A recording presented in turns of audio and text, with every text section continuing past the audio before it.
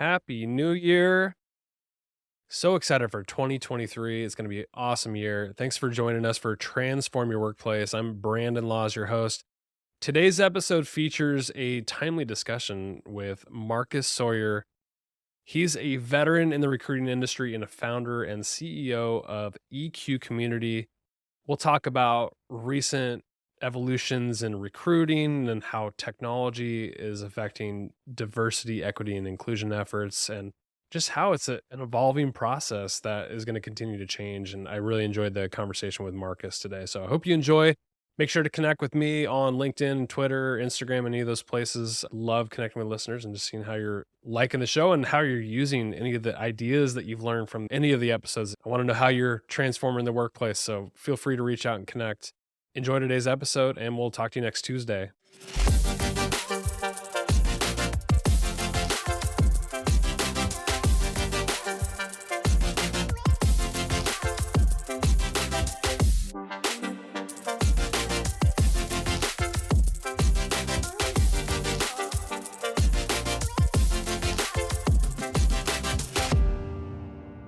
Marcus, it's a pleasure to have you on Transform Your Workplace. Thanks for coming on the show.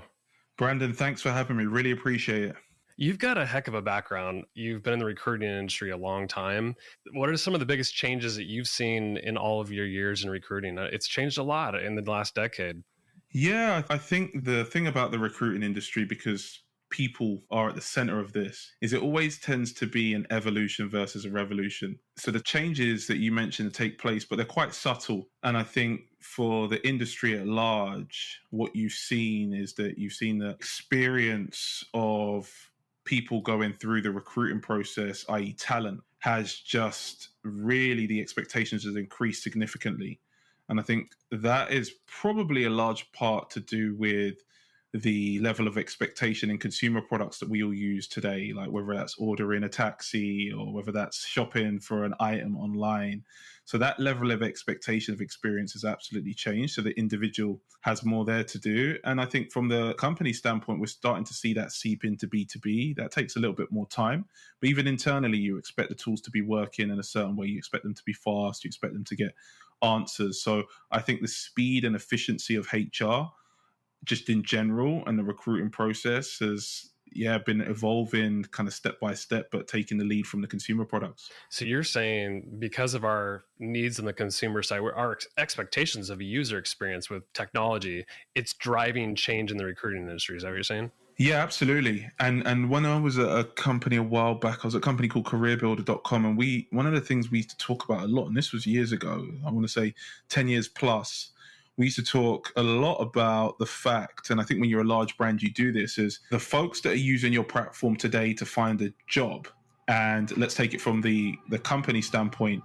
If you're advertising for one of the large kind of carriers, mobile carriers or community, they could be your customers. And so the level of expectation is just huge, right? And you see it with a lot of the big retailers as well. And so why would you switch who you are when you're applying for a job versus when you're buying a product or service? You're not a different person. What, if anything, would you change about the way the recruiting industry is right now? I think the big thing is that there's a reliance on information, or what we believe to be information, but which is in fact data from individuals that are applying for jobs. There's in fact unnecessary. So I think the education piece as a part of it is like the requirements that you have. It's like, hey, can you give me somebody with 10 years blockchain experience to work in crypto? And blockchain's only been around for 5 years. Right. Like, so right. I think it's just like terrible briefs and terrible descriptions is what I would change, and being a bit more thoughtful on that process. And also just as an employer, like really deeply reviewing what you're asking people to do and say, is that really necessary to get the job done? Medium and longer term, is that necessary for somebody to be successful in our organization? Or is it just something we have because we had it and we haven't changed it? When it comes to diversity, equity, inclusion, and just diversity with recruiting, do you think technology is helping that case or hurting us? And maybe it's a little bit of both, but I'm curious what your take is. As more technologies entered into the space, is it filtering people out? Is it helping improve the way we're able to hire diverse talent, or no? I think with anything that has great power, it depends on who the user is, right? You can have a Formula One car, and I'm going to be terrible at that, but you take Lewis Hamilton and he'll know how to use it. So I think the technology itself is really going to depend on who the users are and how you're leveraging that technology. There's a question mark around being biased and unbiased, and if that's built into the models. Again, it depends on who's building the model. So I think doing some diligence on how those models are built and understanding that will probably answer that question. But I think overall, technology, it's probably been something that, I don't want to say that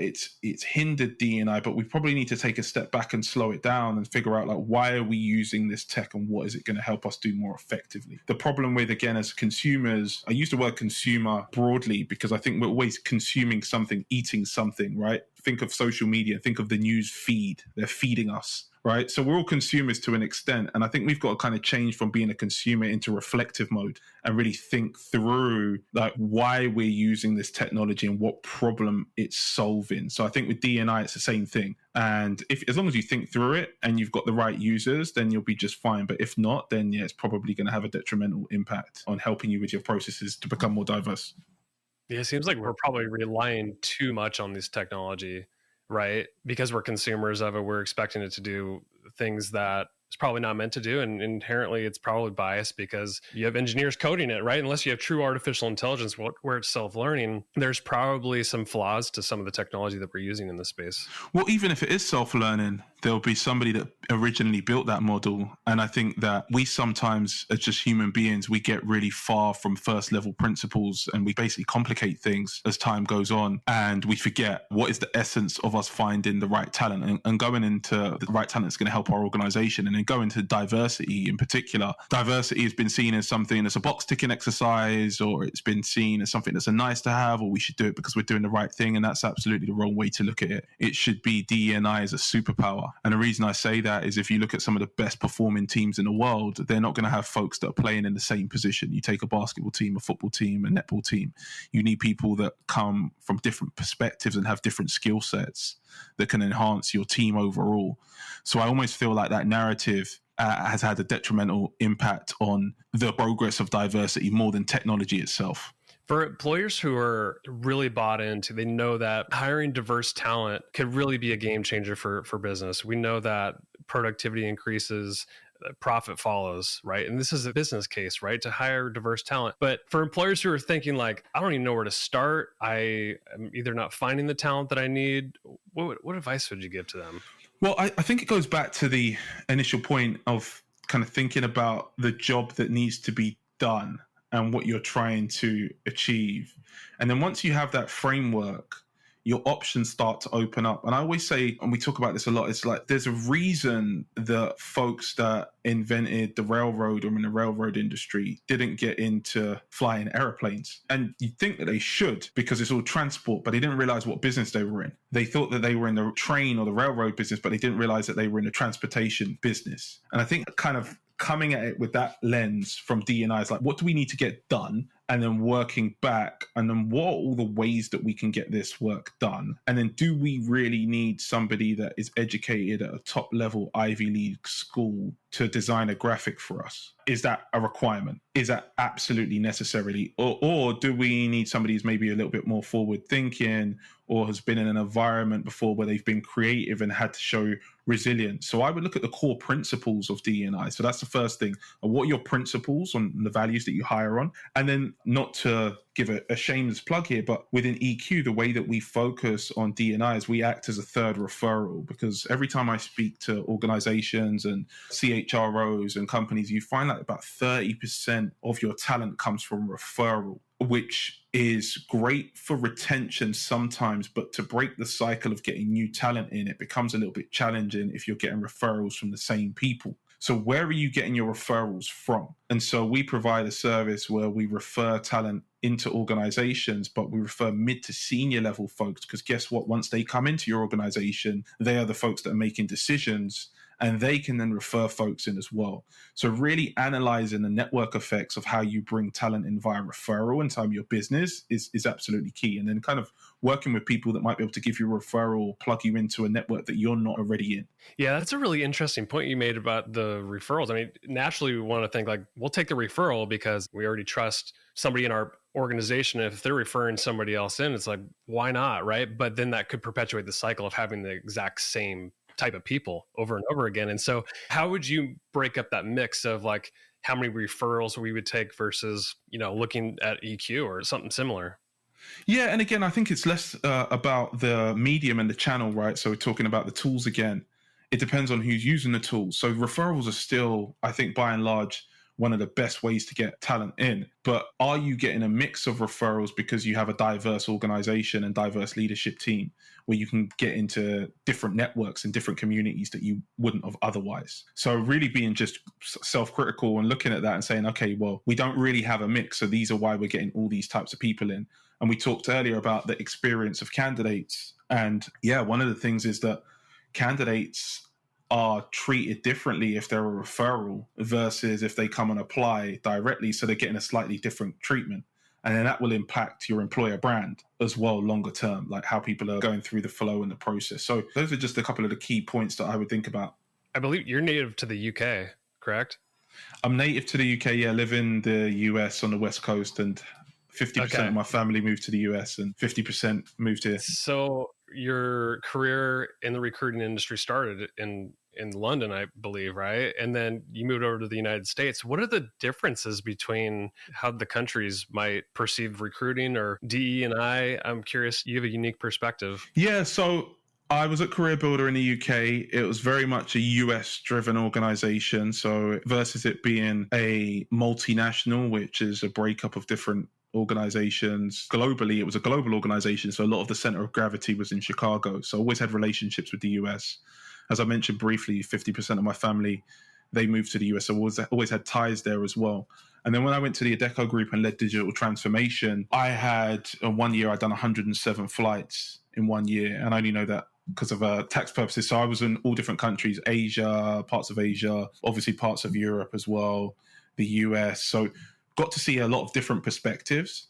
And I think there are cultural differences, but then when you go into the US, it's so vast. There are differences via state, differences via region, because it's a federation. So when we kind of talk about Europe versus the UK, I always used to think that was quite challenged to lump the UK into Europe, which is it's kind of challenging to lump California into the entire US. So I think you'd have to then dissect each individual market. But I'd say in a large, in the recruiting industry in the UK, the recruiting industry is kind of the first kind of sales driven industry.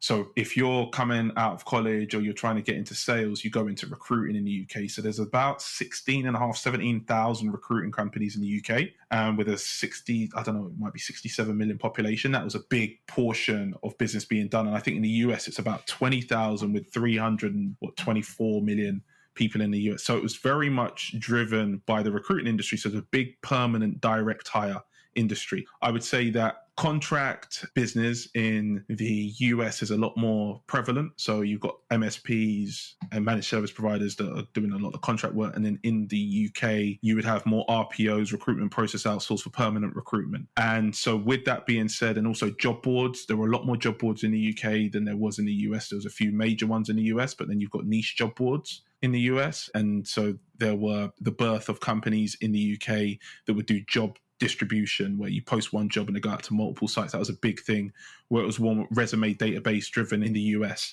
And that's probably why LinkedIn came out initially as well, because it was a collection of kind of publicly driven resumes. And then you've got the data side as well, which, so you see GDPR, and then you see CCPA, California Consumer Privacy Act, which is a derivative GDPR. So I think the data laws are a lot tighter in Europe, and that then starts to speak with the type of products that are developed in the US in particular. So yeah, those are some of the things I just see in the recruiting industry. And there's loads of other differences by state and area and things like that. Right. I want to turn to your community that you built. Why did you create this? What was the need? Did you see a need for it, and that's why you decided to build it? Where are you at now with it? Just give listeners an insight as to what you're doing in your community. Yeah, sure. So after being in the recruiting industry for some time, during the pandemic, I had some time to think and reflect on where things are going and what I'd done historically. And I've been fortunate enough to get into positions of being a Fortune 500 exec, get into boardrooms and do a lot of things I didn't expect. And a lot of that, when I broke it down, was based on my networks. So I wanted to try and help people that maybe look like me or come from a similar background that don't have a network to get access to what I call the 4 Cs. So ensuring you've got the right community to people that can support you, whether that's mentors or just people to bounce ideas off of, ensuring that you've got connections, so connections that can help you break cycles into different areas that you might not have seen, and then access to meaningful careers, which ultimately leads to capital. So, and how that came about was I was passionate about helping like friends, helping people that I knew. I knew a bit about the recruiting industry, I thought, after 18 years, and kind of understood how that world worked. And there was a big social change in the US. And I felt like this, if I was going to do anything, it would be my life's work, really, to empower people from diverse backgrounds to thrive. So found companies that said, hey, we want to do something about DE&I, but we don't really know how. So I wanted to remove those excuses by giving you a platform where we can make introductions. So those are some of the reasons, but it's been a amalgamation of kind of thinking, reflecting, looking at the opportunities, looking at what I saw when I was on the investment side at Adecco, and then coming up with something that I thought would make sense for both the members of EQ and the corporates that want to hire talent. So walk me through a situation. So if I'm a candidate and I'm looking for a new opportunity, what's the first interaction? Like, what would I experience on the side of interacting with EQ community? Yeah, firstly, you'd interact with EQ way before you're looking for a new opportunity. So we don't bring folks in that are looking for new opportunities. Initially, it's people that want to get connected. So it's really building up your connections. And maybe you would come into EQ because you've seen an event that we were hosting and you wanted to learn more about crypto, or you saw an event that we were hosting and you wanted to figure out how you can connect with people that are local in your area. So it's all based on interests. And then when you're in the community, maybe you see an opportunity, you're not right for it, but you become a referrer and then you refer somebody into that opportunity. So that's the member's experience. It's all interest based, and there isn't an expectation you come in and you find a job immediately. It's that you connect with people and you see opportunities that might make sense to help you with that next step in your career. That could be internally or externally. How might a business interact with the community? So in a couple of ways. And one is we started helping some businesses on strategy around D&I initially. So like helping companies with their D&I pledges. And that was really the genesis of EQ. And then with businesses, we found a way to really make red carpet introductions to what we call relevant, interested, and verified talent. So a company would come onto EQ if let's say they weren't referred and they came to the platform, they would be able to take out an account and get a recruiter license or a corporate license. And after we would vet that company to figure out if they're going to be inclusive, and they are inclusive, we would give them access to introductions, and we'd make introductions for them on roles that they either have now or they have in the future to help them build out a pipeline. And it's a subscription model versus a fee-based model. Where do you want to take the community in the future? Yeah, so I think longer term, what we'll see with the community is it won't just be about that job that you have today within corporate, but the kind of life cycle of how you want to grow and progress. And that could be all different types of services. That could be everything from your job today, but also maybe even your side hustle, or it could be about you wanting to build your own company or your organization. And then for companies, it's about the retention. So you've hired the talent. How do you keep that talent? How do you keep them engaged as well? So I think once you've got a community, it's about really going with the direction that the community wants to go, because they're ultimately the ones that have the needs. And then we're also powering a lot more around D&I, because we found a lot of folks on their first or second job with D&I. There are quite a few experts out there, and a lot of the experts in D&I happen to be on EQ, in fact. So we're now helping those experts get access to companies to help them really consult with organizations through EQ and help those companies grow, because there's a lot of different industries and nuances, whether it's healthcare or it's tech or in different areas. So really providing that service to our community members to connect them with companies so they can consult as well. What I love about what you're building and continue to build on it is it's not transactional. You're really trying to create a community where members are giving value, businesses can get something out of it too. And I mean, it really can change people's lives, really, to connect people together that otherwise would never be introduced to each other. Yeah, I appreciate you looking at it like that. And what we found is that some of the magic takes place just by putting people in the room and connecting each other. So we host a lot of virtual events, but also some physical events where people have had conversations with folks that they didn't think that they otherwise would have. And it's changed their lives because they've got an opportunity maybe to either go in a full-time position or consult, or even just meet someone different from a different background where they can connect with, and now they've got a contact on the other side of the US that they wouldn't have had otherwise. So, and we didn't expect that part, I don't think. It was more just, again, to your point, making sure we weren't super transactional like a job board or just a platform where you come on and you don't know anyone. Yeah. Marcus, this has been a great conversation. I love what you're building. I know you got to go, but I appreciate you for coming on. Where can people learn more about you, your work, EQ, anything that you want to point people to? Yeah, sure. So we've got the domain eq.app. So it's just eq.app, and that will give you a kind of a list of the different links. If you want to come to the community, it's just eq.community. So it's eq.community. There's no .com, no .us, just eq.community. And those are the two places. And if you search my name with 2 R's, there are other places you'll find me as well. My guest today has been Marcus Sawyerr. Thanks for coming on the podcast. Appreciate you. Thanks, Brandon. Really appreciate it.